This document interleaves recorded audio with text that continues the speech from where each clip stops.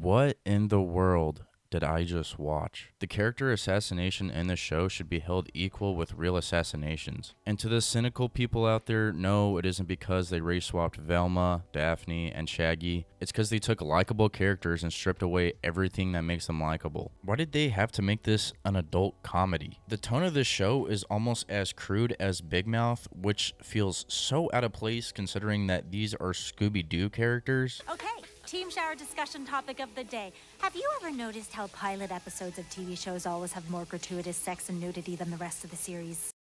This is supposed to be high school. I'm seeing high schoolers bare asses in showers. Like, look, if you're gonna do a more mature take on Scooby Doo, don't make it about teens in high school. Before we dive in, I'm just gonna give you a quick summary of the plot. A dead body fell out of Velma's locker and she becomes a murder suspect. This forces Velma to try to solve the mystery, but she struggles because the thought of solving a mystery triggers hallucinations. This is because her mom went missing 2 years ago, so the thought of any mystery triggers hallucinations for her. The plot itself is fine, I guess. Scooby Doo has never had a deep, complex story. The main pull to Scooby Doo is just hanging out with the characters while they try to solve a mystery. But the problem in this show is that hanging out with the characters is miserable. Everyone hates each other in this show. This is literally the first thing Velma does in the show. Bitch. I believe there's supposed to be 9 other episodes of this show that come out. I can't even imagine what those will withhold. Everything you see in this video is based off of the pilot episode. Yes, the pilot episode is that atrocious to where I can make a full video out of it. My God, where do I even start? Velma's in trouble. Let's go help her. Velma should not act like this. The appeal to Velma is that she's kind, smart, witty, and clumsy. But the Velma in this show has this irritating attitude the whole time. Though I left you some other VMs. I know what VMs are. Get to the point. I grew up on the original Scooby Doo series. Hell, I still watch it to this day because of how nostalgic it is for me. I also watched What's New Scooby Doo growing up. Banger intro, by the way. And in those shows, everyone in the gang kind of has a dumb side to them, but Velma. Velma is what holds the gang together. She's the brains of the group. It's a shame the way they write her in the show. It's literally the opposite of who Velma is. There's a flashback scene where she's a kid and gives her mom alcohol to help her work. What the hell is going on? I'm not opposed to the idea of character tweaks in a prequel about the mystery gang. I think it's a pretty solid concept of having the gang form in high school to solve the murders that have been happening, and also giving the show a mature rating allows the creators to have no limits on what they can do. They can literally make the killer terrifying. With the mature rating, we also could get really cool animated slasher sequences in a Scooby Doo show, but instead, you know what the show gives us? High school shower scenes, a little bit of gore, and obnoxious cussing. I never complain about cussing in shows or movies. I myself cuss sometimes. But when there's 40 uses of bitch in an episode and half of them are said by Velma, it feels so forced. A funny bit they could have done in the show is have everyone in the school cuss but Velma, and Velma will have this disdain for cussing because she thinks it's not an intellectual way of speaking. Then with this, you can utilize this as a setup for a big moment that'll happen later in the show. So a plot twist or maybe the reveal of who the murderer is. And then Velma can say something like, "Zoinkers, what the fuck?" I don't know, man. Do something clever with the mature rating. You think they'd at least nail the comedy. There are hashtag jokes in this show.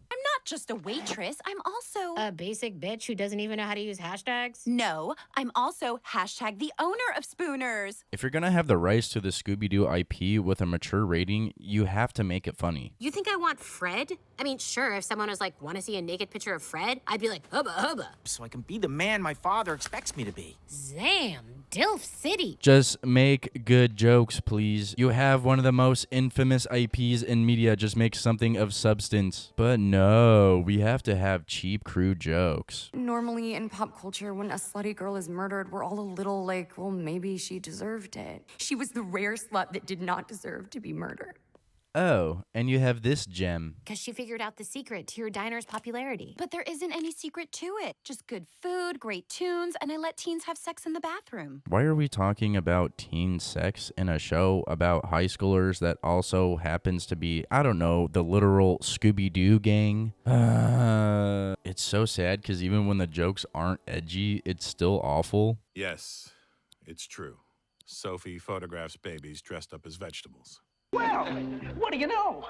A ham sandwich. Shaggy in this show is called Norville. I assume later in the series that he'll get the name Shaggy, but the question is, can I make it that far? My main problem with Shaggy here is the same problem with Velma. They don't share any characteristics of their former selves. Now that I'm writing this, why the hell is this even a Velma show? No one even resembles their personalities from Scooby Doo. By the way, Scooby isn't even in the fucking show. You know what? I'm actually glad. I'm glad Scooby isn't in the show. Who knows what awful changes they would have made to him. I shit you not, now that I think about it, there would definitely be a Scooby sex scene. Considering that this happens within the first 20 seconds of the show. This school sucks.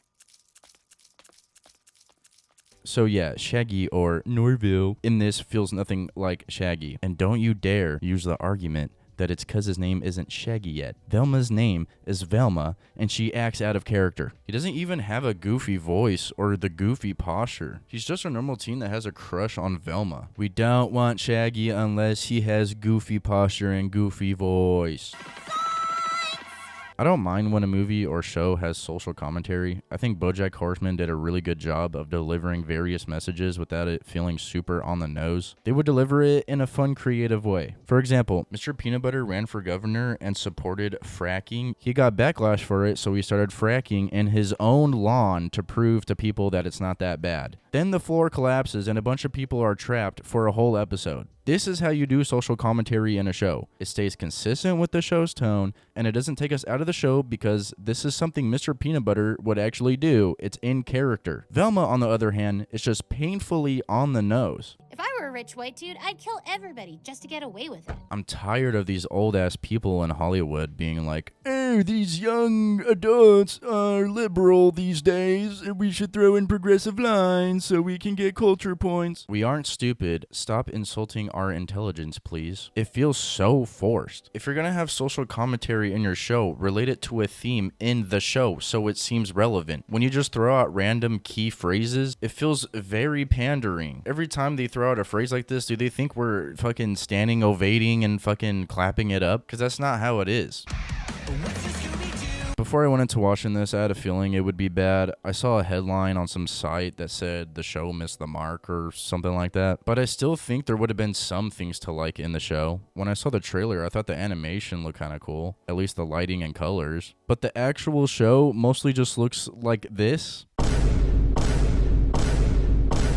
Usually when I dislike a movie or a show, I usually do give it credit for the things it does do right. I watched the episode last night, and before bed, I was trying to think of what I liked about it, and I said, oh, I'll sleep on it. Maybe something will come. And here I am the next day. I can't name a single thing I like about this show. It sucks because Velma could have been something fun. A prequel about the gang forming in high school because there's a serial killer on the loose seems like a good concept. If you guys watched the pilot episode, can you tell me something you liked about it? Is there anything? Why does Fred have the camera? Because, Velma, Brenda also photographed this.